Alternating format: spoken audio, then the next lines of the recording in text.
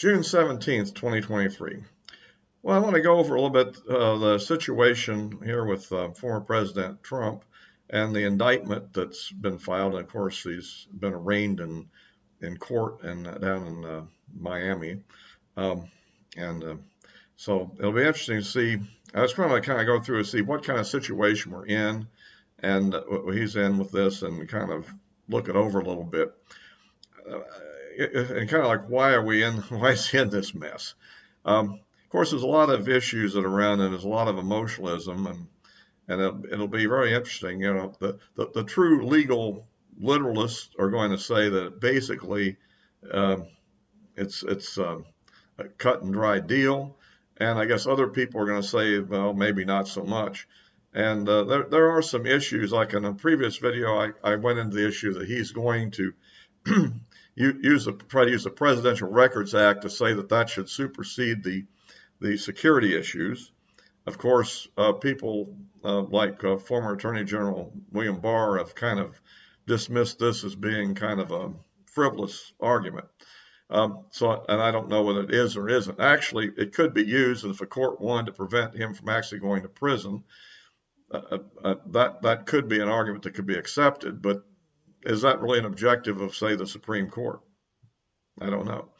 That'll be an interesting point. But one of the things that I got into here is just looking it over, and you kind of see a little bit of, why he gets into the situation he's in. It's kind of he seems to have kind of I don't know, definitely not a legalistic attitude toward this stuff. I'm amazed in a way of a person that has the career he's had in business, in real estate, in all kinds of dealings.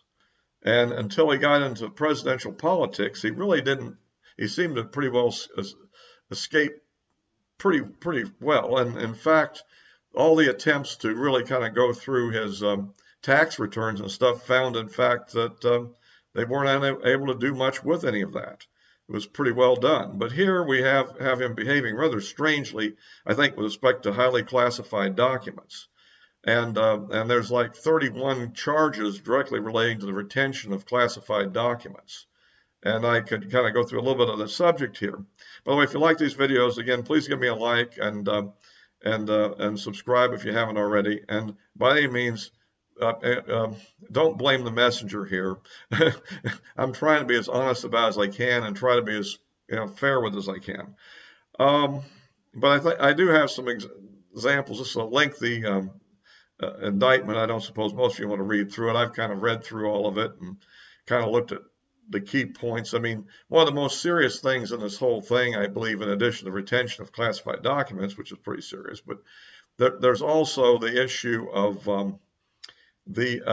obstruction of justice, because remember that all the legal action that was taken against him were after the court had issued a subpoena. And of course, the question is, was that appropriate to issue that subpoena? I think that will perhaps be one of the legal defenses he presents, is that the whole thing was probably invalid to begin with, that it should have been handled under the Presidential Records Act, and that they were in the process of negotiation. And when the Biden Justice Department, went on the offensive and took a very aggressive legal approach to it in a way they really didn't do against other people, such as the current occupant of the White House, or, for instance, a certain former Secretary of State, Hillary Clinton. Because, in fact, the actions that she did in terms of mishandling classified information and particularly obstruction of justice, I mean, she clearly failed to turn over 30,000 emails that were under subpoena and destroyed them, which is two offenses, two major offense categories of offense there.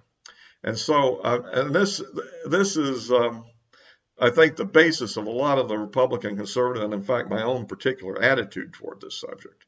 I mean, I would tend to have a tendency that if I was on the jury here, that if I was presented with any kind of argument at all, I think I would develop a serious case of reasonable doubt and just refuse to convict, based on the grounds, and not although I say so, that other people are being given a pass flagrantly, that President Trump is being singled out for this kind of treatment. Nevertheless, I would also say that he has himself to blame here. I mean, let's face it. Um, when he was running for office, Rush Limbaugh, for instance, warned him that they were going to go after him with everything he had, and he did. He sort of told Rush he didn't think so. Well, he found out so. He was already under surveillance before he even got into office. That they'd already started an investigation against him based on the most flimsy things, with a lot of flaws in the process that the Inspector General, who was a Democrat appointed by, I think, Obama, found. But of course, nothing was really done about it. And of course, even people had broken the law in the process. Well, they went to trial, and of course, the jury there in D.C. nullified and didn't find the guy guilty. So, and another person was left off that falsified information. It was just given a slap on the wrist. That's the way it tends to go. So when I say this, I'm not trying to be mean to Trump, but you also have to consider that in the 4 years he was in office, they were trying to run him out. He was impeached twice on very questionable charges both times, particularly the first time, absolutely questionable, because it's later on turned out, it's becoming more and more evident that he was legitimately trying to investigate crimes that Biden had committed, that Biden had been accepting bribes. But, we can, on the other hand, see that, so what I'm saying is Trump, therefore, leaving office should have been super careful that he didn't give his enemies any ammunition that they could use against him. And yet he definitely did. And, of course, I've already kind of criticized the indictment in Manhattan. I think is absurd. I think that will probably eventually be thrown out of court because it's a really poorly structured issue. Now, and of course, upcoming, we have two more things after this one. One is in Georgia, and we don't know what that's going to be exactly. We know it has something to do with the phone call he made to the Secretary of State in Georgia, and the other one will be some sort of an attempt to obstruct the transfer of power, another conspiracy type charge, which will presumably be presented in D.C. Perhaps that's being held in reserve in case this one doesn't fly, maybe. Or maybe they're going to go for both. I don't know. I mean, but they are giving themselves a second chance at bat, you might say. And of course, I've said before, this Jack Smith is a very questionable prosecutor. I mean, if they wanted to have anybody that would have credibility, it's not him. So, especially considering his previous attempts on the governor of Virginia. But so what I'm saying is, since Trump wasn't super careful, some of the attitudes he had when faced with a subpoena for documents. I mean, I'm going to go through something here from a piece of the indictment. It's a small piece to kind of show how he's reacting to it and how he's not being realistic about the legal situation he's dealing with. And also, I want to show that how at least one of his attorneys, to me, was kind of working against him. I mean, but perhaps he did this deliberately in order that he could go state's evidence or something. The interesting thing about this situation here is that, of course, the attorney-client's privilege was breached by order of a federal court, which is a kind of a rare process, but it seems to be a very common process in dealing with Trump, of course, but not with Hillary Clinton, of course. But at any rate, I want to kind of go through this with you a little bit, just briefly, to kind of show you the kind of thing that's going on and how he's really ensnaring himself. In this case here, I want to look at one of the charges that they have about former President Trump here, and we can see what's happened here is that one of the attorneys, there was two attorneys in this thing, and attorney one, essentially, as it says here, memorialized. That meant he made notes of all this stuff, where Trump being faced with a subpoena is saying things like, I don't want anybody looking. I don't want anybody looking through my boxes. I really don't. I don't want you looking through my boxes. B, well, what happens if we just don't respond at all or don't play ball with them? C, wouldn't it be better if we just told them we don't have anything here? D, well, look, isn't it better if there were no documents? Well, attorneys 1 and Trump attorney 2 in substance told the following story as memorialized by attorney 1. He was great. He did it, referring to Hillary Clinton's attorney, that is. He was great. He did a great job. You know what? He said that it was him, that he was the one who deleted all the emails, the 30,000 emails, because basically dealt with her scheduling and her doing gym and her having beauty appointments, and he was great. So she didn't get any trouble because he said he was the one that deleted them. Well, this is a very interesting. I mean, obviously, attorney 1 particularly apparently was not prepared to take the fall for this. So this is sort of an interesting situation.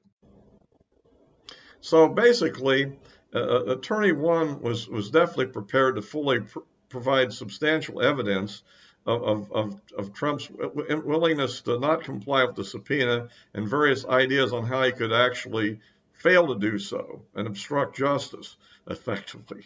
I mean, what an attorney. I mean, if he didn't write anything down, he could simply say, well, we discussed various things about it, but, we eventually, just not address this issue. But, I mean, he basically, subpoenaed.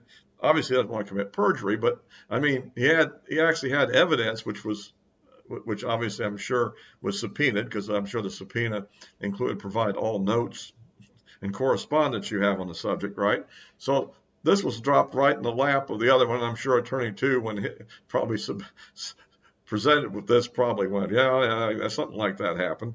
So I don't know what the exact transcript is, but you can see how his own attorneys are basically setting him up and apparently unwilling to, in other words, why didn't they firmly say we can't do this? Maybe they'd be fired, but at least they're taking his money while effectively setting him up. That's kind of, to me, a very underhanded in a way. I mean, I understand why they didn't want to do this, because they, Hillary Clinton and her attorney can obstruct justice and they get by with it.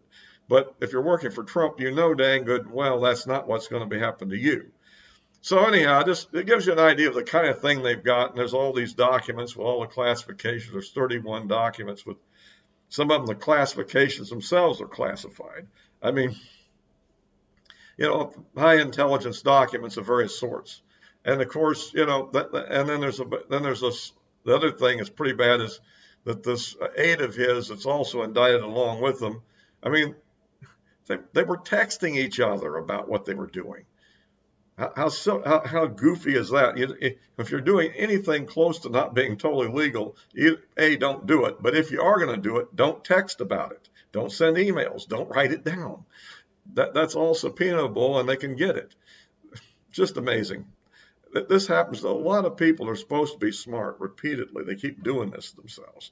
At any rate, that gives you an idea of the kind of case there is. There's a lot more to it. I'm sure you can find online the whole thing if you want to put up with it. But like I said, if this was an ordinary Joe, if I was the defendant in a case like this, I'm toast. Let's face it. If Hillary Clinton was the defendant in a case like this, well, they never would have made the case in the first place, right? They'd just not done all the research, which they didn't in her case, which she clearly is guilty of obstruction of justice, even more so than Trump was, because at least he didn't destroy any documents as far as we know. So at least that's not been proven anyhow. And there's another case where he's talking about something like this, where he knows he's being recorded and he's still doing it. So anyhow, this is going forward, and we'll see what happens. I guess on the good side, he does have Judge Cannon so far. If she's on there, at least she's not apparently out to get him or to bend the rules to get him. But nevertheless, she's probably going to follow the rules. And the problem is, when you're actually in a trial, the real context of the world often isn't what goes into the courtroom. The jury is going to be kind of instructed not to pay attention to these preconceived outside ideas. Of course, we know juries often come into these things with these ideas. I mean, just look at some of the cases we've seen and how they turned out. But anyhow, I just thought I'd kind of go through this, and I hope you find it interesting and hopefully not too annoying. Yeah, so anyway, I'll be wrapping this up for now, and of course I'll be posting this on Rumble as well. And of course the addresses of my social media accounts are in the description below. And until next time.